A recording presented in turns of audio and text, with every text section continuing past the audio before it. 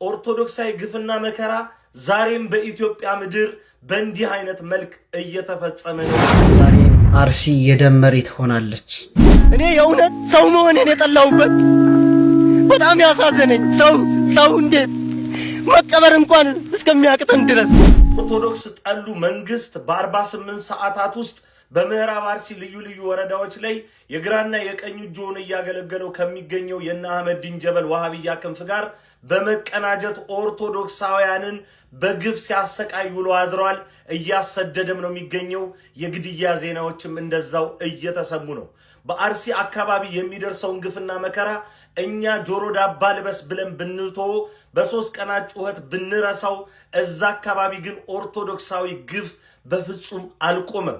በማህበራዊ ሚዲያ ወጥተን የምንናገረው መሬት ላይ መስራት ሳንችል ወይም አቅቶን ሳይሆን ማህበራዊ ሚዲያ ላይ ከፍ አድርገን ድምጻችንን በማስረጃ ማኖር ጠቃሚ ስለሆነ ነው። ገዳይ ማን ነው የሚለው አሁንም ያልጠራለት ህዝብ አለን። ስለዚህ ይሄ በጉልህ እንዲታይ በደንብ በእያንዳንዱ ጊዜ ልንገልጠው ስለሚገባ ነው። ምናልባትም ደግሞ የጠቅላይ ቤተ ክህነቱን በር አንኳኩቶ ምንም ተስፋ ቢያስቆርጥ በአስተዳደርነት ያሉ አካላትን መረጃው እየነዘነዘ ማሰራት ይችል እንደሆነ ነው።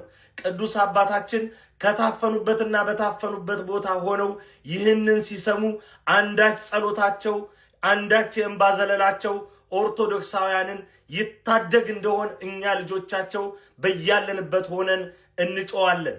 አርሲ ላይ እየደረሰ ያለው ግፍና መከራ ያለ ከልካይ ያለ ማናለብኝነት በበርካታ ድራማዎች ታጅቦ ኦርቶዶክሳውያን ስሙኝ እየተፈጸመ ነው የሚገኘው። በደንብ ምንጥር ብሎ ኦርቶዶክሳውያን እንዲጠሩ ከዛ አካባቢ እየተሰራ ነው።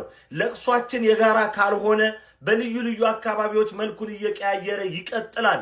አክሱም ስትነካ ወለጋ አልቅሺ፣ ወለጋ ስትነኪ ትግራይ አልቅሺ፣ ጎንደር አልቅሺ፣ ጎንደር ስትነኪ ደቡብ ያልቅስ። ሁላችንም በእኩል ስሜት የሚደርሰውን ግፍና መከራ እንረዳው። ከመረዳት ይጀምራል። ስንረዳው ምን መስራት እንዳለብን ጠንቅቀን እናውቃለን። ኦርቶዶክሳዊ ግፍና መከራ ዛሬም በኢትዮጵያ ምድር በእንዲህ አይነት መልክ እየተፈጸመ ነው የሚገኘው። አርሲ አሰኮ ቤተሰቦቹ በጭንቅ ላይ ያሉት ባለማህተብ መልእክቱን እንዲህ ሲል አጋርቶናል። እውነት ሳወራህ አሁንም ቢሆን በአርሲ አሰኮ ያለው ነገር እጅግ በጣም ያስፈራል። ቤተሰቦቼ መተኛት አቁመዋል። ከኛ ቤት 10 ኪሎ ሜትር ርቀት ላይ አንድ ገበሬ ገለዋል። እኔ አዳማ ነኝ፣ ነገር ግን በእነርሱ ስጋት እኔ ሰላም አጣሁ ይላል።